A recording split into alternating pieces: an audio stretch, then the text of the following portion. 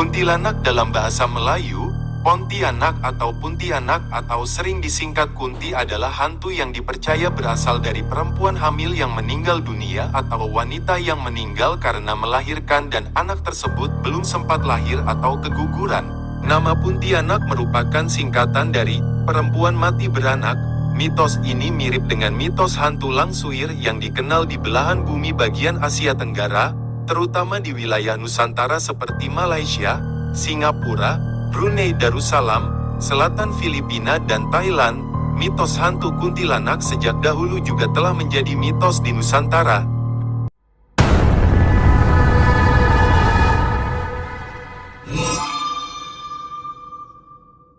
Kota Pontianak mendapat namanya karena konon Abdurrahman Al-Qadri, pendiri Kesultanan Pontianak, diganggu hantu semacam ini ketika akan menentukan tempat pendirian istana. Hal ini pula lah yang mendasari penamaan kota. Umumnya, kuntilanak digambarkan sebagai wanita cantik berambut panjang dan berbaju panjang warna putih. Dalam cerita rakyat Melayu, sosok kuntilanak digambarkan dalam bentuk wanita cantik dengan punggung berlubang. Kuntilanak digambarkan senang meneror penduduk kampung untuk menuntut balas. Kuntilanak sewaktu muncul pada bulan purnama dan selalu diiringi harum bunga kemboja. Ada yang menganggap kuntilanak sebagai simbol dari kekejaman dan kemarahan perempuan yang mati, sementara yang lain mengira sebagai simbol kematian dan kehancuran. Meskipun hantu kuntilanak adalah bagian dari budaya Melayu, banyak orang yang masih merasa takut dan khawatir akan keberadaannya. Meskipun banyak orang yang percaya bahwa kuntilanak adalah makhluk gaib yang sangat menakutkan, ada juga beberapa orang yang menganggap mitos ini sebagai bagian dari budaya populer yang tidak memiliki dasar ilmiah. Pada akhirnya, mitos kuntilanak adalah bagian dari budaya Melayu yang sangat terkenal dan memiliki banyak sejarah dan makna yang kompleks. Bagaimanapun, hantu kuntilanak tetap menjadi bagian dari legenda dan mitos yang menakutkan dan memikat bagi masyarakat Melayu. Apa yang pertama kali kamu pikirkan ketika membaca kata kuntilanak?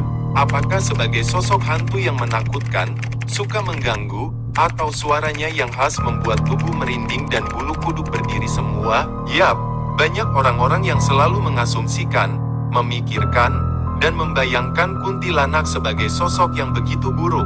Bukan masalah, karena hal ini juga berdasarkan data yang ada, sebuah pengalaman objektif, apalagi saat menonton film atau sekedar mengetik namanya di kolom search Google.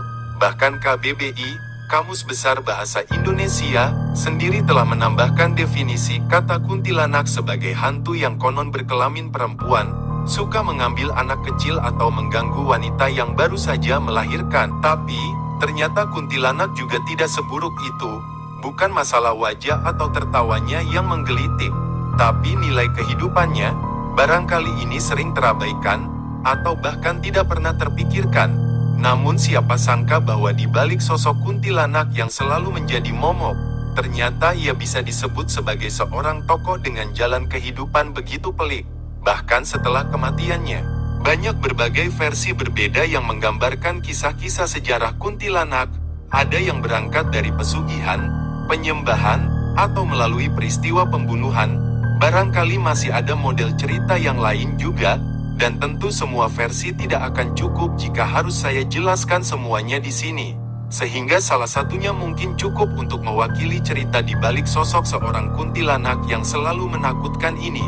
Salah satu kisah kuntilanak dari berbagai adaptasi masyarakat terkait berawal dari peristiwa tragis sebuah pasangan suami istri. Ketika segerombol perampok datang ke sebuah rumah, mereka melakukan perampokan, memperkosa sang istri, dan membunuh keduanya. Setelah kematian itu, akhirnya arwah sang perempuan tidak tenang. Pengalaman sebagai korban kekerasan seksual dan pembunuhan membuat ia membalaskan dendamnya melalui bentuk hantu yang menakutkan. Sebut saja namanya, kuntilanak. Sosok kuntilanak selanjutnya menjadi simbol penindasan perempuan oleh kekerasan. Ia melakukan balas dendam terhadap para pelaku yang telah menyiksa dirinya, bahkan mengganggu para lelaki lain yang juga melakukan hal buruk terhadap perempuan lain. Ini turut menjadi bentuk kebangkitan, bahwa sosok kuntilanak yang telah ditindas habis semasa hidupnya, baik oleh kekerasan rumah tangga dan pemerkosaan, tidak sekedar menerima nasib dan menyerah begitu saja. Sayangnya nasib sosok kuntilanak tidak semulus itu. Meskipun memiliki kekuatan sebagai hantu yang terkesan horor, konstruksi masyarakat kembali memerkosa substansinya sebagai seorang perempuan yang menakutkan.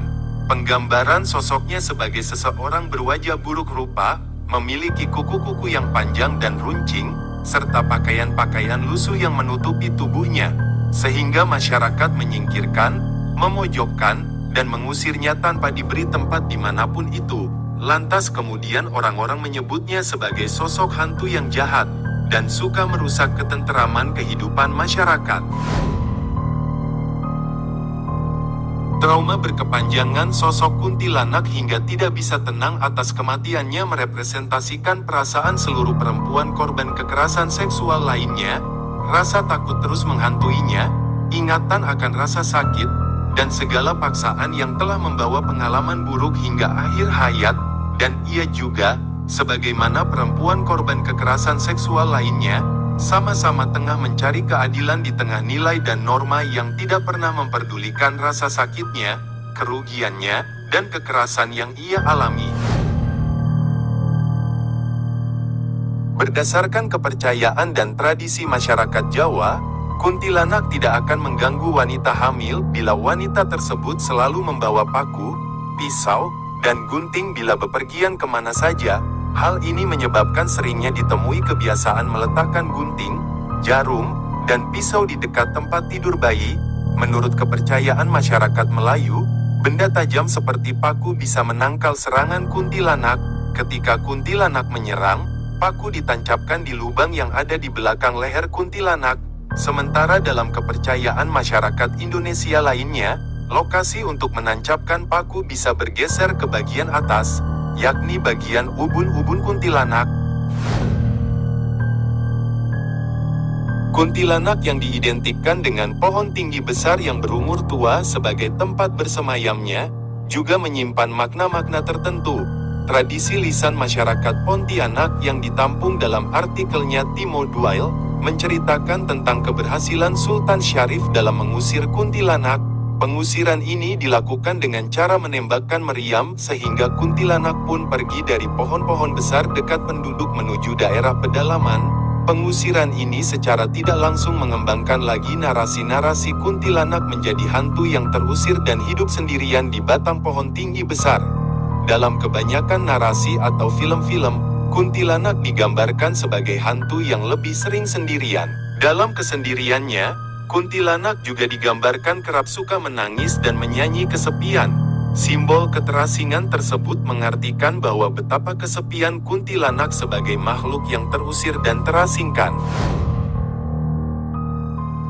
Masyarakat tradisional Pontianak sangat mempercayai keberadaan penunggu, termasuk kuntilanak yang mendiami pohon-pohon besar.